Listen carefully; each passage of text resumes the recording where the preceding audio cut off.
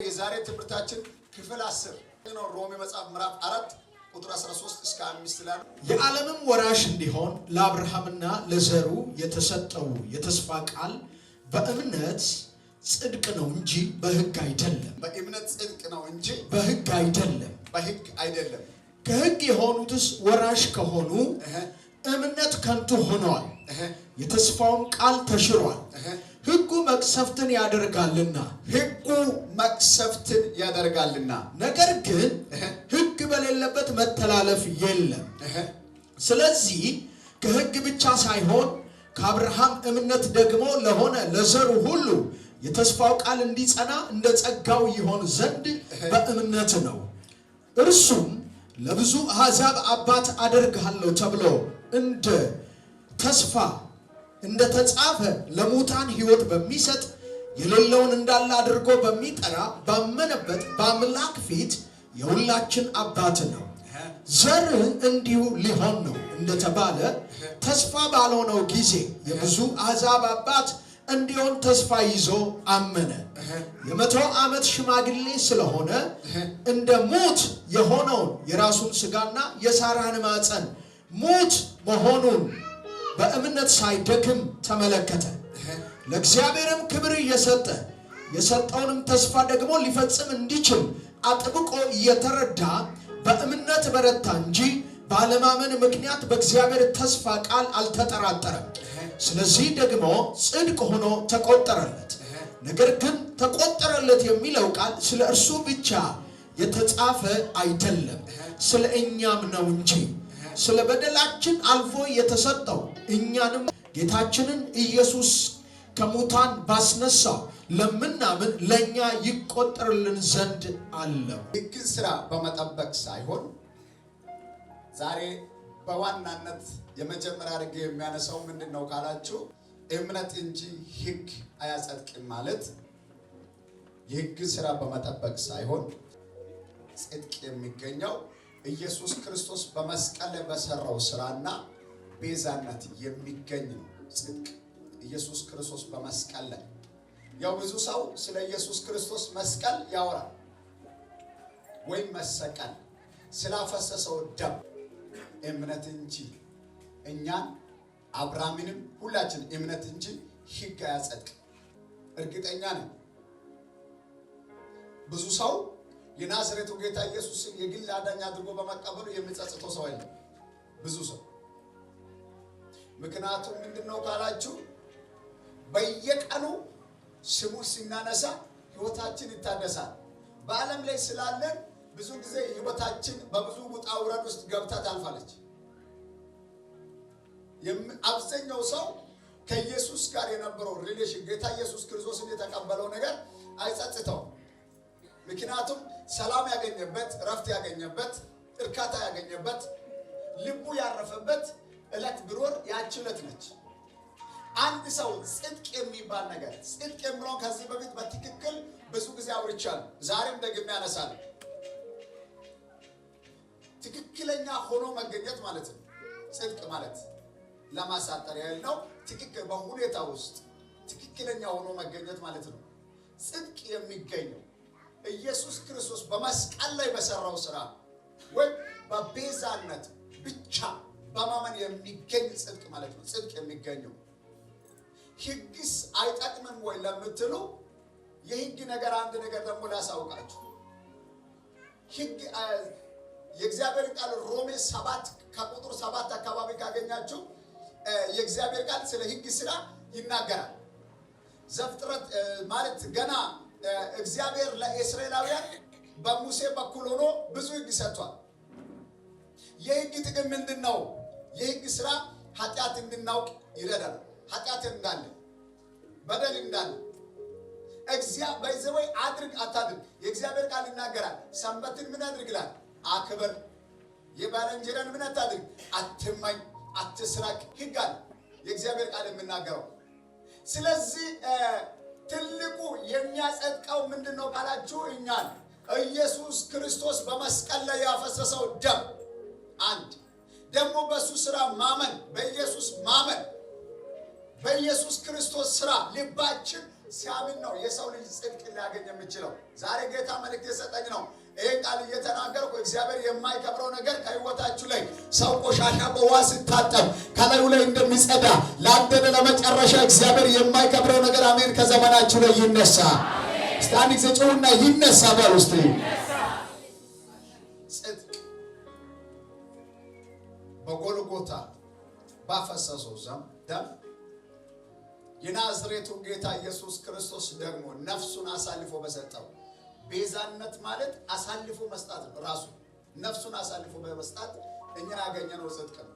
በጣም የሚገርማችሁ ስለ አብርሃም ዘፍጥረት መጽሐፍ ምዕራፍ 15 ላይ ካነበባችሁ አብርሃምም አመነ ጽድቅም ሆኖ ተቆጠረለት። ገና ይገርማችኋል።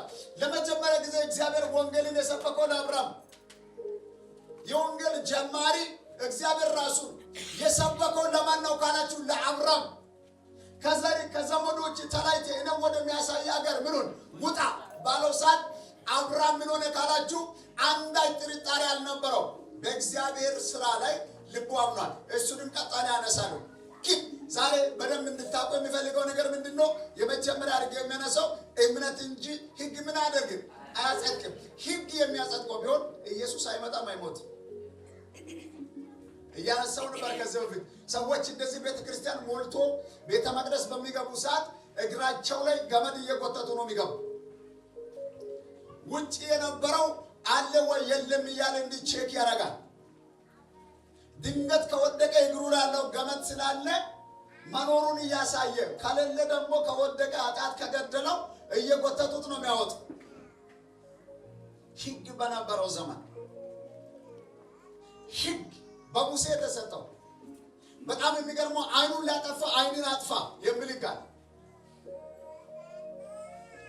በዛ ጊዜ የነበረው ኃጢአት ወገኖቼ በየደረጃቸው ምን ያደርጋሉ ካላችሁ ትንሽ ኃጢአት የሰራው ትንሽ መስዋዕት ይዞ ይቀርባል። ትልቅ ኃጢአት የሰራው ትልቅ ነገር ይዞ ይቀርባል። እስከ ትልቅ እንስሳ ይዞ ለሰሩት በደል ምን ያደርጋል ካላችሁ ካሳ ይዞ ይመጣል። ያን ሕግ ሽሯል ማለት ሰው ኢየሱስ አጥብቋል። የሚገርማችሁ በዛ ጊዜ ኃጢአት የሰራ ሰው ከአይኑ ጋር ነው የሚቀርበው። ወደ ነበረው አገልጋዩ ጋር ቀርቦ አገልጋዩ እንስሳት ላይ ጸልያል። በጣም የሚገርማችሁ በብሉይ ኪዳን የነበረው ስርዓት ስትሮንግ ነው። ይህን ታሪክ ለመቀየር የእግዚአብሔር ብቸኛ የሆነ አንድ ሳይሆን ልጁ ኢየሱስ የሚባል መከራ ሊቀበል ወደዚህ መጣና ከዚህ ከሕግ ስራ ሁሉ እኛን ገላገለ። ምን አደረገ ካላችሁ ጽድቅ የሚባል በኢየሱስ አግኝተናል። ሁሌ እያወራው ነው። ጩሁና ጻድቅ ነኝ ባሉ እስቲ። የፈለገ ኃጢአት ውስጥ ልትኖር ትችላለህ ሰው ስለሆንክ። ይህን ማለት ኢንካሬጅ እያደረግኩ አይደለም። እግዚአብሔር ኃጢአትን አይወድም፣ ኃጢአተኛውን ይወዳል። ግን አንድ ነገር ልንገራችሁ፣ የፈለገ ኃጢአት ብትሰራ አሁን ይኸው እንደዚህ አይነት በደል ሰርቻለሁ ብለህ ወደ አገልጋይ ሳይሆን ወደ ካህኑ ወደ ኢየሱስ ነው የምትቀርበው። ለምን? በመስቀል ላይ ስራን ሰርቷላ። ለምን? በቀራንዮ ላይ ደሙን አፍስሷላ። ለምን? ስላንተ መከራ ተቀብሏላ። ስለዚህ የሚያጸድቀን ምንድነው ካላችሁ ዛሬ በደንብ እንድታውቁ የሚፈልገው ነገር ምንድነው?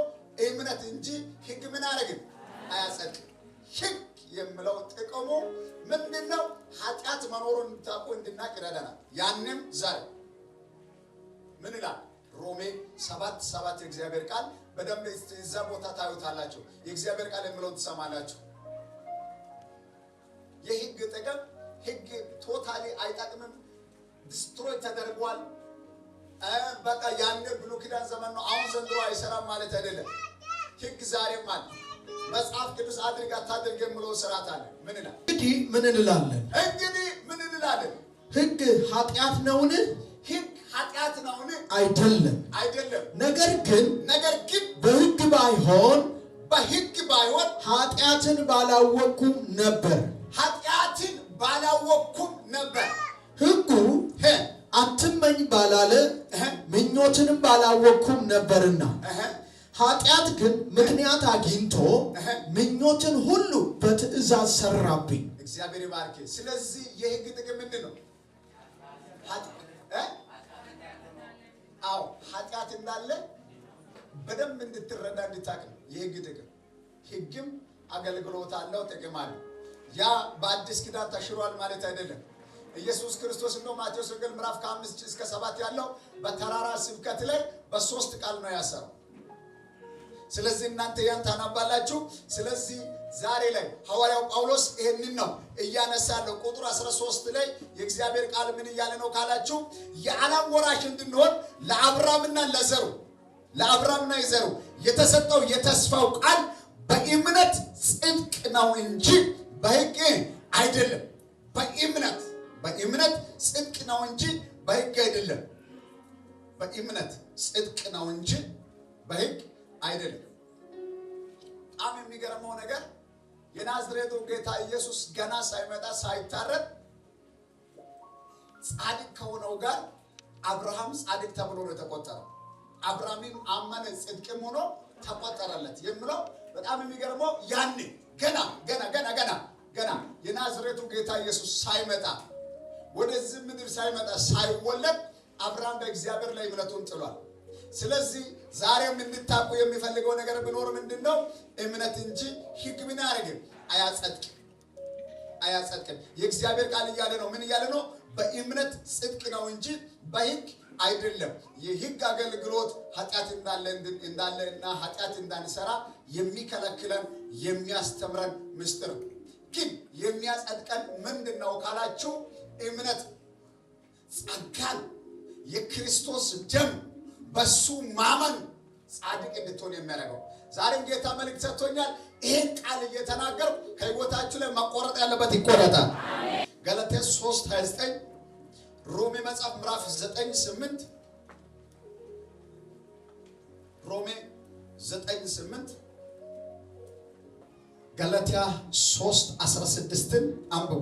እግዚአብሔር ለአብርሃም የሰጠውን ተስፋና ያደረገውን እንደገና ሐዋርያው ጳውሎስ ገላትያ መጽሐፍ ላይ ዝርዝር ሐሳቡን እንደገና አቀርቧል። አንደኛና የመጀመሪያ ልግ ያቀረብኩት እምነት እንጂ ሕግ አያጸድቅም የሚለው። ሌላ ሁለተኛ ሐሳብ የእግዚአብሔርን ቃል በዛው ክፍል ቁጥር 20 ላይ ካነበባችሁ ቁጥር 20 ላይ የእግዚአብሔር ቃል እንዲህ ይላል ለእግዚአብሔርም ክብር እየሰጠ የሰጠውንም ተስፋ ደግሞ ሊፈጽም እንዲችል አጥብቆ እየተረዳ በእምነት በረታ እንጂ ባለማመን ምክንያት በእግዚአብሔር ተስፋ ቃል ምን አልሆነም ይላል? አልተጠራጠረም ይላል።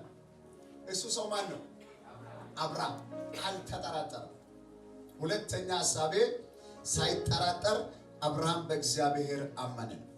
ሳይጠራጠር እናው ካላችሁ ሳይጠራጠር አብርሃም በእግዚአብሔር ማመኑን እናያለን። ይሄ ማለት ምን ማለት ነው?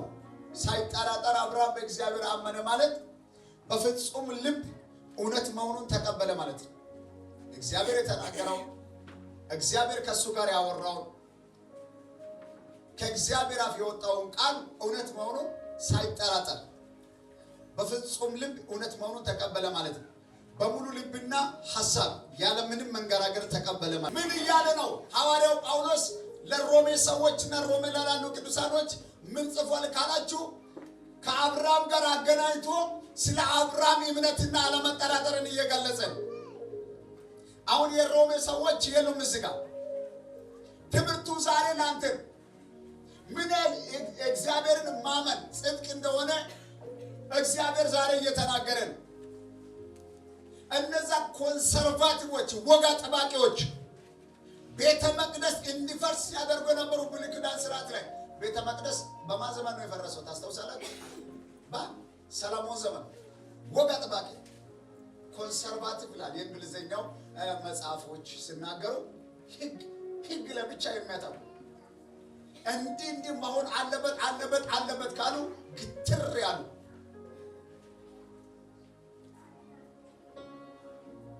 ህግ ሳይሆን እምነት እንደሚያጸድቅ። ሁለተኛ አብርሃም ሳይጠራጠር በእግዚአብሔር ላይ እምነት እንደነበረው ምንም ጥርጣሬ እውነት እንደሆነ ልቡ አምኖ እንደተቀበለ እግዚአብሔር እንደሚያጸድቅ እግዚአብሔር ነጸልይላችሁ። ያ የተነገረው ቃል ወደ ፍጻሜ ይቸኩላል። ከአፈር ያኔ ሰማይና ምድር ከተፈጠረ ጊዜ ጀምሮ የሰው ልጅ አለ። ልክ በጣም የሚገርማችሁ ነገር ምንድነው? ከዛ ጊዜ ጀምሮ ስለ አብርሃም እየተሰበከ እኔም ዛሬ እየሰበኩ ነው። የአብርሃም እምነት ጠንካራ እንደሆነ ሰዎች በጣም የሚገርማችሁ ነገር ምንድነው ካላችሁ ክርስቶስን ያምናሉ፣ ግን እምነታቸው ሙሉ አይደለም። ልባቸው በጥርጣሬ የተሞላ ነው። ዛሬ ለሮሜ ሰዎች ሐዋርያው ጳውሎስ ይህንን ነው አጠንክሮ እየተናገረ ያለው። አብርሃም ሳይጠራጠር በተሰጠው ተስፋ ቃል በእግዚአብሔር ላይ እንዳመነ። ነገሮቻችሁን በራሳችሁ የሚታበላሹ ቅዱሳኖች እግዚአብሔር አደርጋለሁ ብሎ ተናግሮ እያለ እንደው ይኸውልህ ትዝ ይበል አንድ ነገር ልንገርህ። የሌለውን ሰማይና ምድርን የፈጠረው ጌታ የሌለውን ምድር ላይ የሌለውን የሰው ልጅ የሚታዩ እጽዋቱን ሁሉን ነገር የፈጠረው ጌታ አደርጋለሁ ብሎ የገባው ቃል ኪዳን አለ። ዛሬ ልጸልይልህ፣ ጥርጣሬ የሚባል ነገር ከልብ ላይ ይነቃል። አብርሃም ምን ሆኗል ካላችሁ በእግዚአብሔር ላይ እምነት ስላለው ምንም አልተጠራጠረም። ሁለተኛ ሐሳብ ምንድነው? ሳይጠራጠር አብርሃም በእግዚአብሔር ላይ ምን ሆነ? አመነ። ይህ ማለት ምን ማለት ነው ብያቸዋለሁ። በፍጹም ልብ በእውነት መሆኑን ተቀበለ ማለት ሳያንገራግር ሳይጠራጠር እውነት መሆኑ እግዚአብሔር የተናገረው የእግዚአብሔር ቃል እየተናገረን በእግዚአብሔር ተስፋ ቃል አልተጠራጠረም ብለን ቁጥር 20 እና 21 አልተጠራጠረም። እግዚአብሔር ዛሬ እየተናገረኝ ነው። ጥርጣሬ ከላያችን ላይ የተመታ ይሁን። የእግዚአብሔር ቃል ሁለተኛ ቆሮንቶስ 12:10 አንደኛ ቆሮንቶስ 16:13 ሉቃስ 1:45 ሉቃስ 1:18 ላይ ዘካርያስም መልአኩን እኔ ሽማግሌ ነኝ፣ ሚስቴም በዕድሜዋ አርጅታለች፣ ይህን በምን አውቃለሁ? መልአኩ መልሶ እኔ በእግዚአብሔር ፊት የሚቆመው ምንድን ነኝ? ገብርኤል ነኝ። ሰውዬ ልቡ ላይ ገባው ምንድን ነው? ጥርጣሬ መንፈስ። እዩት፣ መልእክተኛው መጥቶ ከዘካርያስ ጋር እያወራ ነው። ዘካርያስ ልብ ላይ ድንጋይ ያክለው ጥርጣሬ አለ። እግዚአብሔር ተናገር ብሎኛል፣ እጅን አሳየኝ። በኢየሱስ ደም እግዚአብሔር እንዳይከብር የሚያደርገው የጥርጣሬ መንፈስ ከነስሩ የተነቀለ ይሁን። ጮና ተነቀለ በርስት ምን ይላል? ሚስቴም በዕድሜዋ አርጅታለችና። ሚስቱ ማነች? ኤልሳቤጥ። እሷ ምን ሆናለች? አርጅታለች። ለየራሱ ብቻ አይደለም የሚስቱንም እርጅና አምጥቶ በራሱ ነገር ላይ በአንድ ላይ ወደ እግዚአብሔር ሪፖርት እያደረገ ነው። ወደ መልአኩ ሪፖርት እያደረገ ነው። እኔም አርጅቻለሁ፣ ሚስቴም አርጅታለች። እሺ ይህን በምን አውቃለሁ አለው። እንዴት ልጅ ትወልዳለህ ብለህ አንተ ትናገራለህ? ይህን በምን አውቃለሁ? መልአኩም መልሶ እኔ በእግዚአብሔር ፊት የምቆመው ገብርኤል ነኝ። እኔ በእግዚአብሔር ፊት የሚቆመው ምንድን ነኝ? ገብርኤል ነኝ። እሺ እንድናገርም ይህችን የምስራች እንድሰብክልህ ተልኬ ነበር። እነሆም በጊዜው የሚፈጽመውን ቃሌን ስላላመን ይህ ነገር እስከሚሆን ድረስ ዲዳ ትሆናለህ፣ መናገርም አትችልም አለው። የጥርጣሬ መንፈስ ስለወደቀበት አፉ ላይ ቁልፍ ነው ያደረገው። በእግዚአብሔር ላይ እንዴት ትጠራ? ባይዘወይ ገብርኤል የሚባል መልአክ ፈጣን እርምጃ ከመውሰድ ወደ ኋላ ነው። አንድ ሰው ላይ ጌታ ተናገር ተንብይ ብሎኛል። በሁሉ ነገር የጥርጣሬ መንፈስ የወደቀብኝ ሰው ዛሬ ጌታ ከነስሩ ይነቀላል። ጮና ጥርጣሬ ይለቀኛል። በርስ ክብር ለጌታ ይሁን። ይህ ሰው በጣም የሚገርማችሁ ከእግዚአብሔር ሰውየው ካህን ነው፣ አገልጋይ ነው። በእግዚአብሔር ፊት ቀን ከሌሊት ይደክማል፣ ይለፋል። ግን ብዙ ዓመት ጸልዋል። የእግዚአብሔር ቃል ሉቃስ መጽሐፍ ምዕራፍ 1 ከቁጥር 5 ጀምሮ ነው አንብቡ። የጸሎት ሰው ነው፣ በጸሎት ይታወቃል። እግዚአብሔር መልስ ይዞ ወደ እሱ ሲመጣ ልቡ ጥያቄ ውስጥ ነው የገባው፣ ጥርጣሬ ውስጥ ነው የገባው። በቃ ይሄ ነገር ፋይናላይዝድ የተደረገ ነው፣ ከዚህ በኋላ አልቻልም፣ ለማመንም አልችልም ምናምን እያለ ሲናገር እንግዲህ ተጠራጥራልና ብላቴኖ እስከሚወለድ ባለቤትም እስከምትወልድ ድረስ አንተ ምን አትሆን ዲዳ። ሰውዬ በምልክት ነው የጀመረው። ቅድም የወጣው ሰውዬ እያለ ወንድሜ ተጠራጣሪ ከሆንክ ምልክት ማሳየት እንዳትጀምር። እግዚአብሔር ጠርጣራ ከሆነ አማኝ ጋር አይሰለፍም።